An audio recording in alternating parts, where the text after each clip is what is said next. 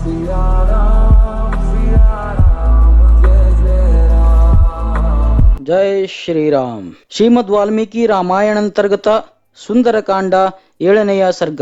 ರಾವಣನ ಅರಮನೆ ಮತ್ತು ಪುಷ್ಪಕ ವಿಮಾನದ ವರ್ಣನೆ.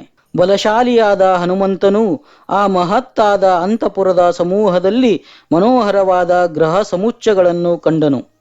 ಎಲ್ಲಾ ಮನೆಗಳು ಮಿಂಚಿನಿಂದ ಕೂಡಿದ್ದ ಮೇಘಗಳ ಸಾಲಿನ ರೀತಿಯಲ್ಲಿದ್ದವು.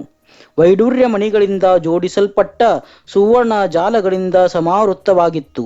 ಪಕ್ಷಿಗಳ ಸಮೂಹಗಳಿಂದ ಶೋಭಿಸುತ್ತಿತ್ತು. ಅಲ್ಲಿ ಶ್ರೇಷ್ಠವಾದ ಶಂಖಗಳು, ಆಯುಧಗಳು, ಧನಸ್ಸುಗಳು ಇತ್ಯಾದಿಗಳಿಂದ ಶೋಭಾಯಮಾನವಾದ ಅಂತರ್ಗ್ರಹಗಳನ್ನು, ಪರ್ವತ ಸಮಾನವಾದ ಭವನಗಳಲ್ಲಿ ಅತಿ ಸುಂದರವಾದ ವಿಸ್ತಾರವಾದ ಚಂದ್ರಶಾಲೆಗಳನ್ನು ಸಹ ಮಾರುತಿಯು ನೋಡಿದನು. ಅವು ವಿಧ ವಿಧವಾದ ಐಶ್ವರ್ಯ ಸಂಪತ್ತುಗಳಿಂದ ಪ್ರಜ್ವಲಿತವಾಗಿ ಗೋಚರಿಸುತ್ತಿದ್ದ ದೇವಾಸುರರಿಂದಲೂ ಪ್ರಶಂಸಾರ್ಹವಾಗಿದ್ದವು. ಸರ್ವ ವಿಧವಾದ ಭೋಗ್ಯ ಭಾಗ್ಯ ಸಾಮಗ್ರಿಗಳೆಲ್ಲವೂ ಹೇರಳವಾಗಿದ್ದವು. ಅಲ್ಲಿ ಯಾವುದೊಂದರ ಕೊರತೆಯೂ ಇರಲಿಲ್ಲ.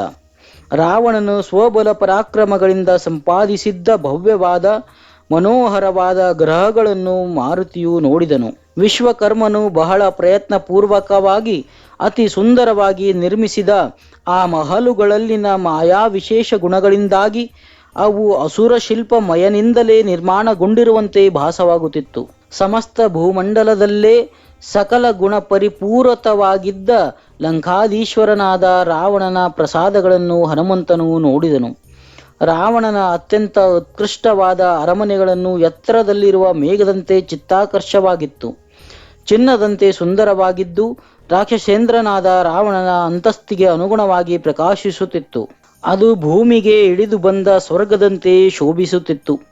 ಬಹುರತ್ನ ರಾಶಿಗಳಿಂದ ಹೇರಳವಾಗಿ ತುಂಬಿತ್ತು. ನಾನಾ ವೃಕ್ಷಗಳ ಕುಸುಮಗಳಿಂದ ಸಮಾವೃತ್ತವಾಗಿದ್ದು ಪುಷ್ಪ ಪರಾಗದಿಂದ ಹೊದಿಸಲ್ಪಟ್ಟ ಪರ್ವತ ಶಿಖರ ಸದೃಶ್ಯವಾಗಿ ಶೋಭಿಸುತ್ತಿತ್ತು. ಮುಂದೆ ಹನುಮಂತನು ಅತ್ಯಂತ ಶೋಭಾಯಮಾನವಾದ ಪುಷ್ಪಕ ವಿಮಾನವನ್ನು ನೋಡಿದನು.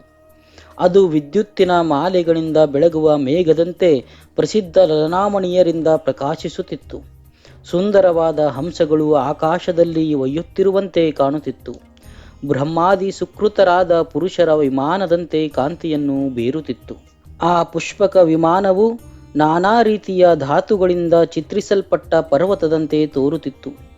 ಗ್ರಹಗಳು ಹಾಗೂ ಚಂದ್ರನು ಚಿತ್ರಿಸಿದ ಗಗನದಂತೆ ಹೊಳೆಯುತ್ತಿತ್ತು. ಎಲ್ಲವೂ ಒಟ್ಟುಗೂಡಿದ ಮೇಘಗಳ ಸಮೂಹದಂತೆ ಗೋಚರಿಸುತ್ತಿದ್ದ ಆ ವಿಮಾನ ರತ್ನವು ಬಹು ರತ್ನಗಳಿಂದ ಚಿತ್ರಿತವಾಗಿತ್ತು. ಆ ಪುಷ್ಪಕ ವಿಮಾನದಲ್ಲಿ ಬಹುಸಂಖ್ಯೆಯ ಚಿತ್ರಗಳನ್ನು ಚಿತ್ರಿಸಿದ್ದರು. ಅದರಲ್ಲಿ ಚಿತ್ರಿತವಾದ ಶಿಲ್ಪದಲ್ಲಿ ಪರ್ವತದ ಸಾಲುಗಳಿಂದ ಕೂಡಿದ ಭೂಮಿ ಇತ್ತು. ಪುಷ್ಪ ಗುಚ್ಛಗಳಿಂದ ತುಂಬಿ ತುಳುಕುತ್ತಿದ್ದವು. ಆ ಕುಸುಮಗಳು, ಕೇಸರಗಳು ಹಾಗೂ ದಳಗಳಿಂದ ಕೂಡಿ ಚಿತ್ತಾಕರ್ಷಕವಾಗಿ ಕಂಡುಬರುತ್ತಿದ್ದವು. ಆ ಪುಷ್ಪಕ ವಿಮಾನದ ಚಿತ್ರಗಳಲ್ಲಿ ಶ್ವೇತವರ್ಣದ ಸೌಧಗಳು, ಕೇಸರಗಳಿಂದ ಕೂಡಿದ ಪುಷ್ಕರಗಳು ಹಾಗೂ ಬಣ್ಣ ಬಣ್ಣದ ಕುಸುಮಗಳು ಶೋಭಿಸುತ್ತಿದ್ದವು. ಅದರಲ್ಲಿ ಪರಾಗ ಸಹಿತವಾದ ಕಮಲಗಳೂ ಪ್ರಕಾಶಿಸುತ್ತಿದ್ದವು.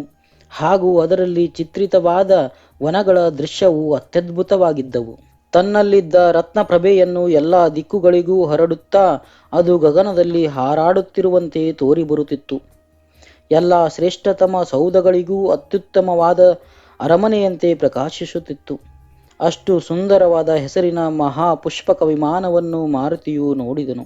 ಆ ವಿಮಾನದಲ್ಲಿ ವೈಡೂರ್ಯಮಯವಾದ ಪಕ್ಷಿಗಳು, ರಜತ ಹಾಗೂ ಹವಳಗಳಿಂದ ಮಾಡಿದ ಪಕ್ಷಿಗಳೂ ಸಹ ಇದ್ದವು. ನಾನಾ ರೀತಿಯ ಮುತ್ತು ರತ್ನಗಳಿಂದ ಚಿತ್ರಿತವಾದ ಉರಗ ಸರ್ಪ ಹಾವುಗಳಿದ್ದವು. ಜಾತಿಗನುಸಾರವಾದ ಹಾಗೂ ಸಕಲ ಶುಭ ಲಕ್ಷಣಗಳನ್ನು ಹೊಂದಿದ್ದ ಕುದುರೆಗಳಿದ್ದವು.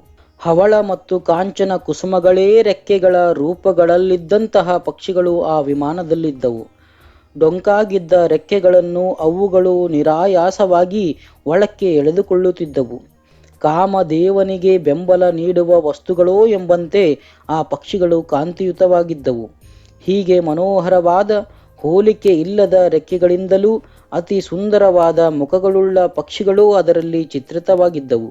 ಆ ಮಹಲಿನಲ್ಲಿ ಲಕ್ಷ್ಮೀದೇವಿಯು ತನ್ನ ಸುಂದರ ಹಸ್ತಗಳಲ್ಲಿ ಪದ್ಮಗಳನ್ನು ಹಿಡಿದು ಪದ್ಮ ಸರೋವರದಲ್ಲಿ ಪ್ರಕಾಶಿಸುತ್ತಿರುವಂತೆ ಚಿತ್ರಿತವಾಗಿತ್ತು. ಅವಳ ಎರಡೂ ಕಡೆಗಳಲ್ಲಿಯೂ ಮನೋಹರವಾದ ಸೊಂಡಿಲುಗಳುಳ್ಳ ಆನೆಗಳನ್ನು ಚಿತ್ರಿಸಿದ್ದರು. ಅವುಗಳ ಸೊಂಡಿಲುಗಳಲ್ಲಿ ತಾವರೆ ಹೂಗಳು ಹಾಗೂ ಎಲೆಗಳನ್ನು ಹಿಡಿದುಕೊಂಡು ಲಕ್ಷ್ಮೀದೇವಿಗೆ ಆತ್ಮನಿವೇದನೆ ಮಾಡಿಕೊಂಡು ಅಭಿಷೇಕ ಮಾಡುತ್ತಿರುವಂತೆ ಕಾಣಿಸುತ್ತಿತ್ತು. ಮಾರುತಿಯು ಪರ್ವತದಂತೆ ಅತ್ಯುನ್ನತವಾದ ಉಲ್ಲಾಸಭರಿತವಾಗಿ ಆಕರ್ಷಣೀಯವಾದ ಗ್ರಹವನ್ನು ಕಂಡು ಆನಂದಭರಿತನಾದನು. ಮನೋಹರವಾದ ಪೊಟರೆಯಿಂದ ಕೂಡಿದ ಸುವಾಸನೆಯುಕ್ತವಾದ ವೃಕ್ಷಗಳಂತೆಯೂ ವಸಂತ ಕಾಲದಲ್ಲಿ ಸುಂದರವಾದ ಗುಹೆಯಿಂದ ಆವೃತವಾದ ಪರ್ವತದಂತೆಯೂ ಚಿತ್ತಾಕರ್ಷಕವಾದ ಆ ಅರಮನೆಯನ್ನು ಅವನು ಮತ್ತೊಮ್ಮೆ ಪ್ರವೇಶಿಸಿದನು. ಈ ರೀತಿಯಾಗಿ ವಾನರ ವೀರನಾದ ಮಾರುತಿಯು ದಶಮುಖ ರಾವಣನು ಪರಿಪಾಲಿಸುತ್ತಿದ್ದ ಮತ್ತು ಸಕಲರೂ ಪೂಜಿಸುತ್ತಿದ್ದ ಲಂಕಾಪಟ್ಟಣದ ಎಲ್ಲೆಡೆಯೂ ಸುತ್ತಾಡಿ ಜಾನಕಿಯನ್ನು ಹುಡುಕಿದನು. ಆದರೂ ಸಹ ಸುಪೂಜಿತಳು, ಶ್ರೀರಾಮನ ಸದ್ಗುಣಗಳಿಗೆ ಮಾರು ಹೋದ ಹಾಗೂ ಶ್ರೀ ರಘುವೀರನ ಶಿವಧನುಸ್ಸಿನ ಗುಣವನ್ನು ವೇಗವಾಗಿ ಎಳೆದು ಧನುರ್ಭಂಗ ಮಾಡಿ ಜಯಿಸಲ್ಪಟ್ಟ ಆ ಸೀತಾದೇವಿಯನ್ನು ಎಲ್ಲೂ ಕಾಣದೆ ಅವನು ಚಿಂತಾಮಗ್ನನಾದನು. ಆ ಸಮಯದಲ್ಲಿ ಲಂಕಾನಗರದಲ್ಲಿ ಸಂಚಾರ ಮಾಡುತ್ತಾ ಕೃತಾತ್ಮನಾಗಿ ಅತಿ ಹೆಚ್ಚಾಗಿ ಸಾಧ್ಯ ಸಾಧ್ಯತೆಗಳನ್ನು ತನ್ನ ಮನದಲ್ಲಿಯೇ ಯೋಚಿಸುತ್ತಿದ್ದನು. ತೀಕ್ಷ್ಣಮತಿಯುಳ್ಳ ಸದಾಚಾರ ಸದ್ಗುಣ ಸಂಪನ್ನನಾದ ಹನುಮಂತನು ಅಷ್ಟು ಸೂಕ್ಷ್ಮ ದೃಷ್ಟಿಯಿಂದ ಹುಡುಕಿದರೂ ಸಹ ಜಾನಕಿಯನ್ನು ನೋಡದೆ ಅವನು ಅತ್ಯಂತ ದುಃಖಿತನಾದನು. ಮಹರ್ಷಿ ವಾಲ್ಮೀಕಿ ವಿರಚಿತ ಆದಿ ಕಾವ್ಯವಾದ ಶ್ರೀಮದ್ ರಾಮಾಯಣದ ಸುಂದರ ಕಾಂಡದಲ್ಲಿ 7ನೆಯ ಸರ್ಗವು ಸಮಾಪ್ತವಾಯಿತು. ಜೈ ಶ್ರೀರಾಮ್.